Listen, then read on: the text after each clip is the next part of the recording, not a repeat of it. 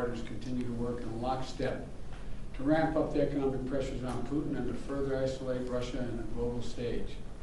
Later today, together with other NATO allies in the G7, Canada, France, Germany, Italy, Japan, the United Kingdom, as well as the European Union, we're going to jointly announce several new steps to squeeze Putin and hold him even more accountable for his aggression against Ukraine.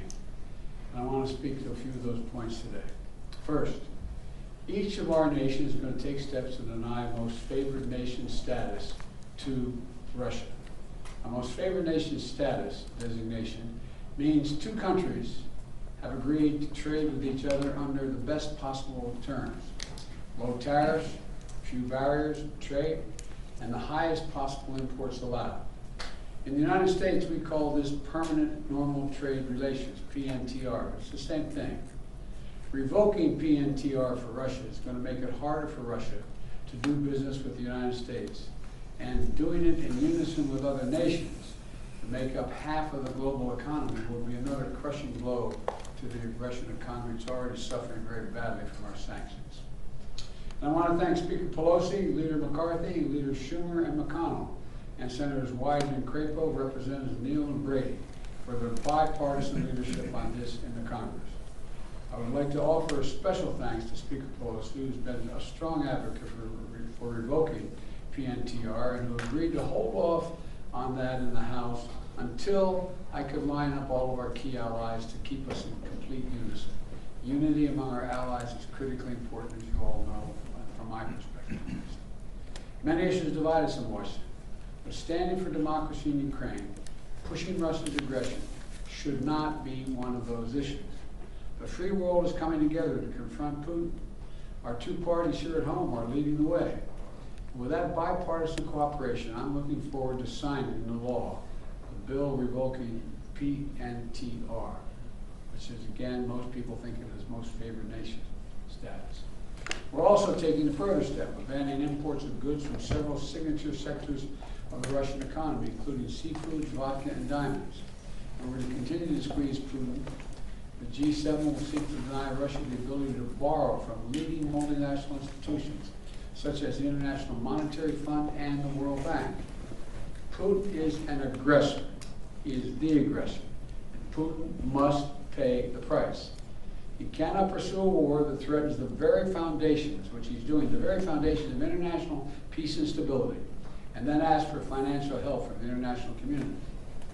The G7 is also stepping up pressure on corrupt Russian billionaires. We're adding new names to the list of oligarchs and their families that we're targeting. And we're increasing coordination among the G7 countries to target and capture their ill-begotten gains. They support Putin. They steal from the Russian people. And they seek to hide their money in our countries. They're part of that kleptocracy that exists in Moscow. And they must share the pain of these sanctions. And while we're going after these super yachts and vacation homes for hundreds of millions of dollars, we're also going to make it harder for them to buy high-end products manufactured in our country. We're banning the export of luxury goods to Russia. They're also the latest steps we're taking, but they're not the last steps we're going to take. And as I said, at the beginning of all these steps, we're going to hit Putin harder because the United States and our closest allies and partners are acting in unison. The totality of our sanctions and export control is crushing the Russian economy. The ruble has lost more than half its value. They tell me it takes about 200 rubles equal $1 these days. Moscow Stock Exchange has been closed for 2 weeks because they know the moment it opens it will probably collapse. Credit rating agencies have downgraded Russia's government to junk status, its economy to junk status. The list of businesses, international corporations leaving Russia is growing by the day.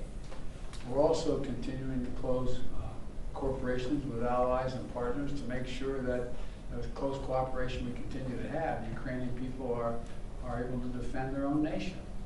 The United States has sent more than $1 billion in security assistance to Ukraine over the last year, including anti-armor and anti-air capabilities, taking out tanks and planes and helicopters. With new shipments arriving every day, We, the United States, are also facilitating significant shipments of security assistance from our allies and partners to Ukraine. And the humanitarian front, we're working closely with the UN and humanitarian organizations to support the people of Ukraine who have been displaced by the violence in Ukraine. We're providing tens of thousands of tons of humanitarian supplies, food, water, and medicines, coming via truck and train every single day. Yesterday in Poland, Vice President Harris announced an additional $53 million in additional humanitarian support to Ukraine. That brings the total humanitarian assistance to $107 million in just 2 weeks. We've joined this effort with more than 30 other countries for providing hundreds of millions more. And last night, with a great credit, the Congress passed a bipartisan spending bill that included an additional $13.6 billion in new assistance to the Ukrainian people. I look forward to signing that immediately. I also want to be clear, though. We will make sure Ukraine has weapons to defend against an invading Russian force. We will send money, food, and aid to save the Ukrainian people. And I will welcome Ukrainian refugees. We should welcome them here with open arms if they need access. And we're going to provide more support for Ukraine. We're going to continue to stand together with our allies in Europe and send unmistakable message.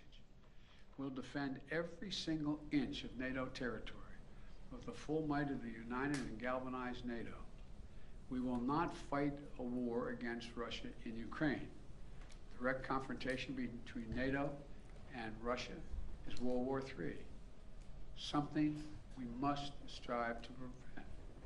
But we already know Putin's war against Ukraine will never be a victory. He hoped to dominate Ukraine without a fight. He failed. He hoped to fracture European resolve. He failed. He hoped to weaken the transatlantic alliance. He failed. He hoped to split apart American democracies in terms of our positions. He failed. The American people are united. The world is united. And we stand with the people of Ukraine. We will not let autocrats and would-be emperors dictate the direction of the world. Democracies are rising to meet this moment, rallying the world to the side of peace and the side of security. We're showing our strength, and we will not falter. God bless all of you. God bless Ukraine, and God bless our troops.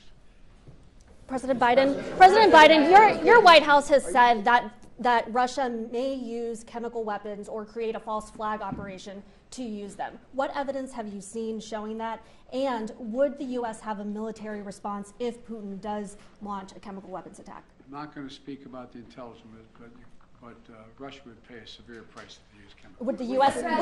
send troops in? Defending the federal gas tax? Will this make Putin stop his war?